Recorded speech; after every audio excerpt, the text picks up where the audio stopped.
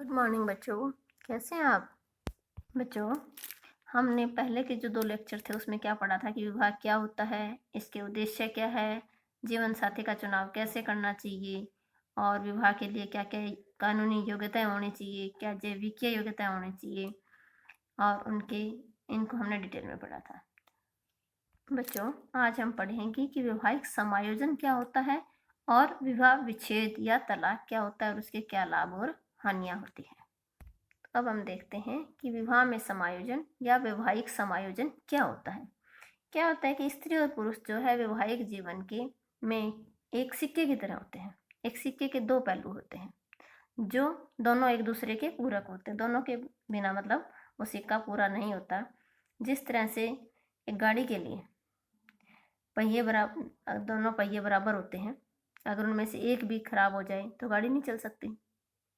चारों पहिए समान होते हैं और उसमें से अगर एक भी खराब हो जाए तो गाड़ी नहीं चल सकती। इसी प्रकार जो पति पत्नी है वो भी एक गाड़ी के 2 पहिए हैं और उनमें से अगर एक का भी को कुछ प्रॉब्लम हो जाए तो वैवाहिक जीवन जो है सफल नहीं हो सकता है। विवाह जो एक ऐसा पवित्र बंधन माना जाता है जो आपस में प्रेम के बंधन के द्वारा हम क्या करते हैं, परिवार का निर्माण करते हैं। उस परिवार में रहकर हम अपना जीवन जो है व्यतीत करते हैं।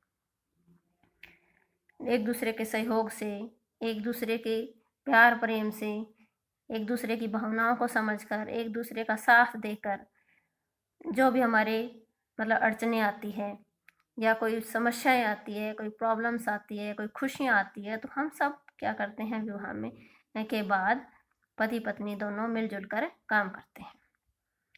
तो इसके लिए क्या होना चाहिए, क्या आवश्यक बातें होनी चाहिए कि जो वैवाहिक जीवन है वो सुचारू रूप से चले, सही से चले, अच्छे से चले। तो क्या करना है, किन किन बातों का ध्यान रखना है इनके लिए कि आपका वैवाहिक जीवन जो है सुखमय बने, शांतिपूर्ण रूप से चले। तो इसमें क्या करना है होता है कि पति पत्नी को आपस में एक दूसरे की इच्छाएं क्या है, रुचियां क्या है, उनका ध्यान रखना। ये नहीं कि एक की इच्छाएं पूरी करते जाओ, दूसरे का ध्यान ही ना रखो। ज़्यादातर अपने समाज में क्या है कि मतलब आदमी अपनी इच्छाएं सारी पूरी करता है लेकिन औरत की इच्छाओं के प्रति ध्यान कम दिया जाता है, तभी समस्याएं आती हैं। दूसरा है कि पति पत्नी को एक दूसरे की योग्य सिद्ध होने के लिए मतलब अगर कुछ करना चाहता है दूसरा, पत्नी कुछ मतलब शादी के बाद अगर पढ़ना चाहती है या किसी और फील्ड में जाना चाहती है, अपने आप को कुछ काम में लगाना चाहती है तो पत्नी को सहयोग देना चाहिए। अगर पति कुछ अच्छा काम करना चाहता है, अपना बिजनेस लगाना चाहता है या कुछ और करना चाहता है तो पत्नी को भी सहयोग देना चाहिए। दोनों को आपस में प्रेम प्यार का व्यवहार करना चाहिए और किसी में भी शक की कोई गुंजाइश नहीं होनी चाहिए। अगर एक बार किसी को शक हो गया एक दूसरे के प्रति तो फिर वो जो है वैवाहिक जीवन सुखमय नहीं चल सकता। अगर आपको कोई समस्या है, कोई बात दिख रही है कि गलत है आपका, दोनों में से कोई भी एक गलत है, पत्नी गलत है या पति गलत है, तो उनको क्या करना चाहिए, उसी टाइम या उसी दिन उसी समय उनसे आपस में बैठ के घर में बात करनी चाहिए कि मेरे को लग रहा है कि ऐसे ऐसे ही समस्या है, तो क्या ये रियलिटी है। तो उसका उस तरह से समाधान किया जा सकता है, बजाय कि आप मन में शंका रखो कि वो ऐसी है वैसी है, या किसी और ने आपको भड़का दिया, किसी और ने माँ ने कह दिया पत्नी के प्रति या उसके पति के प्रति किसी और ने कह दिया, कि उसकी फ्रेंड ने कह दिया कि मैंने उसको वहाँ देखा, ऐसा देखा कुछ। तो इस तरह की शंकाएं जब जन्म ले लेती हैं तो वो परिवार सही से नहीं चल सकता। जो दुख की घड़ियाँ होती हैं, दुख का समय होता है, उसमें दुख के समय में पति पत्नी को क्या करना चाहिए, एक दूसरे को धीरज बनाना चाहिए, एक दूसरे का साथ देना चाहिए।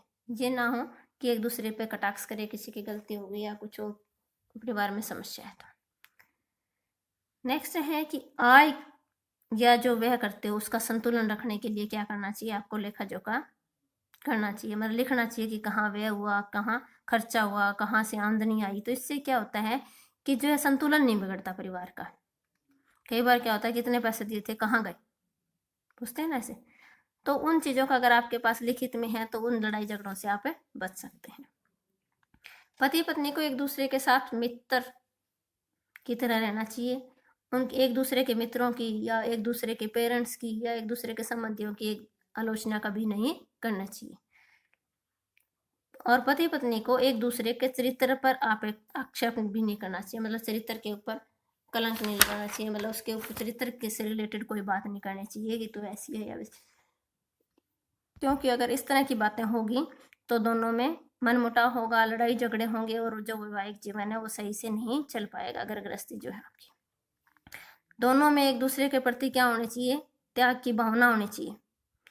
और सबसे पहले और सबसे जरूरी क्या है कि जैसे कल आपको बताया था कि जीवन साथी का चुनाव करने से पहले अच्छी प्रकार से सोच विचार कर, सभी पहलुओं को सोच विचार कर, सभी बातों को देखकर ही शादी करनी चाहिए। जल्दी जल्दी में या बिना सोचे समझे कई बार लिए गए जो डिसीजन है वो नुकसान करते हैं। तो अगर ये हमने देखा कि विवाह में समायोजन के लिए क्या क्या बातें जरूरी है, अगर ये बातें आप में नहीं है या किसी भी पति पत्नी में नहीं है तो क्या होता है, छोटी छोटी बातें बड़ा रूप ले लेती हैं और वो फिर कहाँ तक, तलाक तक पहुँच जाती हैं। तो अब हम देखते हैं कि तलाक क्या होता है। तो अब हम देखते हैं कि विवाह विच्छेद या तलाक क्या होता है, इसके क्या क्या लाभ हैं, क्या क्या फायदे हैं। तलाक कब होता है, जब पति पत्नी एक दूसरे के साथ मतलब 1% भी, 1 सेकंड के लिए भी नहीं रहना चाहते, मतलब उन दोनों की बातें उन दूसरों को, एक दूसरे को इतनी चुभती है कि वो एक दूसरे का 1 सेकंड भी मतलब सहन नहीं कर सकते, तब आती है तलाक की नौबत। जब ऐसी परिस्थिति हो जाए घर में कि दोनों का ही मतलब एक दूसरे को अच्छा ना लगना, तो उस टाइम क्या होना पड़ता है, अलग अलग होना पड़ता है। तो ऐसी परिस्थिति को क्या कहा जाता है, तलाक कहा जाता है या विवाह विच्छेद, मतलब विवाह को तोड़ना। इसकी लाभ क्या है, सबसे पहले हम लाभ देखते हैं, फिर हानियां देखते हैं। लाभ और हानि, हर एक चीज के लाभ और हानि दोनों होते हैं। तो इसका लाभ क्या है, सबसे पहला है कि शांत और सुखी जीवन, कि रोज रोज की मान लो पति पत्नी की नहीं बनती, अनबन होती है, लड़ाई झगड़े होते हैं, मारपीट होती है, उनसे तो अच्छा है कि अलग अलग हो जाओ। कोई भी कारण है, किसी भी परिस्थिति, तो बाध्य होकर रहने से अच्छा रोज रोज की चिक चिक से, रोज रोज की लड़ाई झगड़े से, मारपीट से अच्छा है कि मतलब अलग हो जाना, तलाक ले लेना। कई बार क्या है, मतलब तलाक लेने का जो फैसला होता है वो सही होता है। तो उसमें क्या हो जाता है कि तलाक लेने के बाद जब रोज रोज के लड़ाई झगड़ों से पीछा छूटता है और वो अपना दोनों अलग अलग शांत और सुखी जीवन व्यतीत कर सकते हैं। संतान का स्वस्थ और मानसिक विकास, जब रोज घरों में लड़ाई झगड़े होंगे, तनाव का वातावरण होगा, तो बच्चे का जो है मानसिक और शारीरिक रूप से उसको मतलब नहीं, विकास सही से नहीं होगा। जब बच्चा घर में रोजाना लड़ाई झगड़ा देखेगा, एक दूसरे की मारपीट देखेगा, तो क्या होगा कि बच्चे के स्वास्थ्य के ऊपर बुरा प्रभाव पड़ता है। तो अगर वो दोनों अलग अलग हो जाएंगे तो हो सकता है कि बच्चा जो है मतलब संतान का जो स्वस्थ रहने लग जाए और उसका मानसिक विकास, मतलब रोज रोज के लड़ाई झगड़े से उसका भी पीछा छुड़े, बच्चे भी कहने लग जाते हैं कि इससे अच्छा तो ये दोनों अलग अलग ही हो जाए। तीसरा है स्त्री की स्वतंत्रता, मतलब क्या है कि पुरुष जो है अपनी इच्छा अनुसार चाहे जो करे, लेकिन स्त्री जो है अपनी इच्छा से कुछ नहीं कर सकती। हमारे समाज में इस तरह की कुछ है।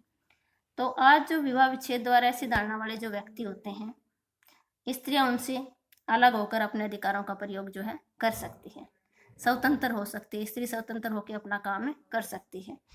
क्या होता है कि स्त्री को दबाया जाता है, मारा जाता है, पीटा जाता है, कई घरों में रोज की लड़ाई झगड़े कलह रहती है, तो उससे क्या है, स्त्री स्वतंत्र हो जाती है, अपना काम चाहे वो किसी तरह से काम करके अपनी रोजी रोटी करके कहीं से कुछ भी करके अपना काम चला सकती है, लेकिन वो स्वतंत्र रूप से अपना काम, उसमें उसको किसी की टोका टाकी नहीं रहती, वो अपनी जिंदगी को स्वतंत्र रूप से चला सकती है। तो ये तो थे कुछ इसके लाभ, की शांत और सुखी जीवन व्यतीत करना, दूसरा संतान का स्वस्थ और मानसिक विकास, तीसरा स्त्री की स्वतंत्रता। अब हम देखते हैं कि हानियां क्या है। अब हम देखते हैं कि हानियां क्या क्या है तलाक होने से। सबसे पहला है कि परिवार का अव्यवस्थित होना, परिवार व्यवस्थित नहीं रहता, व्यवस्थित कैसे रहेगा, जब दोनों अलग अलग हो जाएंगे तो बच्चों के ऊपर भी फर्क पड़ता है, उसका पूरा जो घर है वो बिखर जाता है।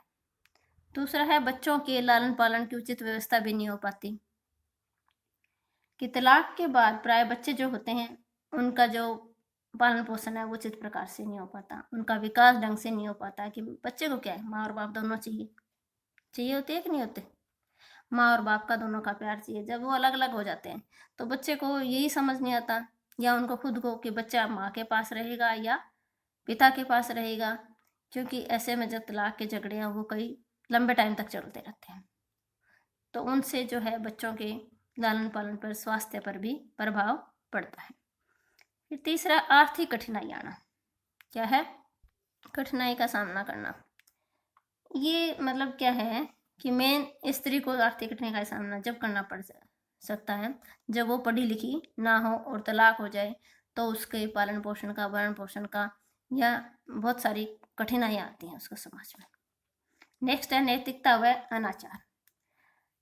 हमारे समाज में क्या है कि जो तलाकशुदा है उनको हीन भावना की दृष्टि से देखा जाता है, अनादर की दृष्टि से देखा जाता है, अच्छी दृष्टि से नहीं देखा जाता, उनके प्रति लोगों के विचार जो है अच्छे नहीं होते। तो ऐसे में क्या होता है कि वो चाहे स्त्री हो चाहे पुरुष हो तलाकशुदा, उनमें हीन भावना आ जाती है, और उससे क्या है समाज में अनैतिकता और अनाचार की भावना जो है पनपती है, अनैतिकता को बढ़ावा मिलता है इससे। फिर है अस्थिरता और घृणा। जब भी किसी का तलाक होता है तो समाज के, परिवार के, आस पड़ोस के जो लोग हैं वो उनको मतलब अच्छी दृष्टि से नहीं देखते, घृणा का भाव होता है उनके प्रति। तो इससे समाज में अस्थिरता आती है और घृणा की भावना जो है वो बढ़ती है। नेक्स्ट है पुनर्विवाह में रुकावट। तलाकशुदा जो स्त्री है चाहे पुरुष है, उनको क्या है कि हे दृष्टि से, निम्न दृष्टि से देखा जाता है। तो ऐसे में जब वो दूसरे विवाह की सोचते हैं तो बहुत सारी कठिनाइयाँ उनके सामने आती हैं, क्योंकि लोग सोचते हैं कि पहले जो शादी हुई वो नहीं चली, तो कुछ कारण रहे होंगे इनके पीछे। क्या कारण रहा होगा उनको खोजने की कोशिश करते हैं, मतलब अपने मित्रों से, रिश्तेदारों से, आस पड़ोस वाले से पूछते हैं कि जो इसकी पहली शादी थी वो सक्सेसफुल क्यों नहीं रही, तलाक क्यों हुआ, इसका कारण क्या था, स्त्री में कमी थी, पुरुष में कमी थी, या क्या प्रॉब्लम थी इनके घर में ऐसी। तो जब दूसरी शादी की बात करते हैं तो बहुत सारी समस्याएं भी आती हैं।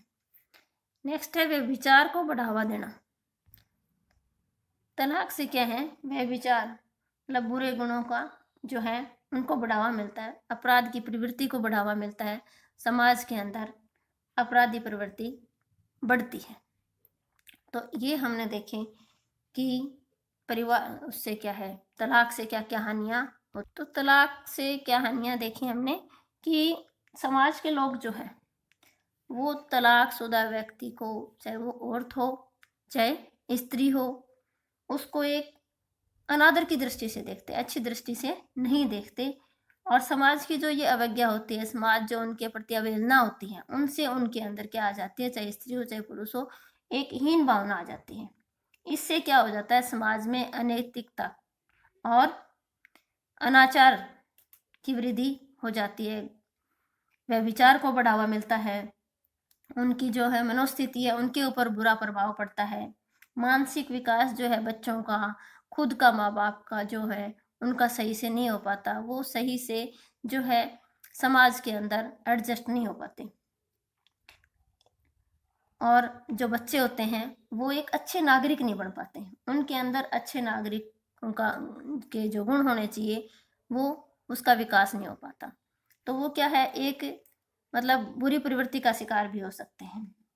तो इसलिए कहा जाता है समाज में जो तलाक को एक अभिशाप माना गया है। क्या कहा गया है, एक अभिशाप कहा गया है। इसीलिए ज़्यादातर क्या दिया जाता है कि समायोजन पे जोर दिया जाता है कि अगर कोई इस तरह की स्थिति आती है तो चाहे वो लड़का है या लड़की है, दोनों पक्ष को समझाने की आखिर तक कोशिश की जाती है कि किसी तरह से इनकी गृहस्थी बची रहे, या आपस में मतलब दोनों इकट्ठे रहने के लिए राजी हो जाएं। उनको टाइम भी दिया जाता है, कोर्ट भी जो है तलाक की एप्लीकेशन लगाने के 6 महीने, मतलब अगर मंजूरी मिल जाती है तो अभी फिर 6 महीने तक का उनको टाइम देती है कि आप 6 महीने एक बार साथ रह के देखो, हो सकता है उनके विचार बदल जाए। तो इस तरह से जो तलाक है उसको हमारे समाज में क्या माना जाता है, एक अभिशाप माना जाता है, और हमारे समाज के लिए एक हितकर नहीं है। आज हमने पढ़ा कि वैवाहिक समायोजन क्या होता है, वैवाहिक समायोजन किस प्रकार किया जा सकता है, अगर वैवाहिक समायोजन ना हो तो फिर क्या हो सकता है कि तलाक हो जाता है, विवाह विच्छेद हो जाता है, फिर उसके लाभ और हानियाँ पढ़े। तो अब आप सब बच्चे ध्यान से इस वीडियो को देखना और समझने की कोशिश करना, और अगर कोई प्रॉब्लम हो तो मुझे कॉल कर सकते हो आप, और इनके क्वेश्चन आंसर लिखने हैं आपको और याद भी करने हैं। थैंक यू बच्चों।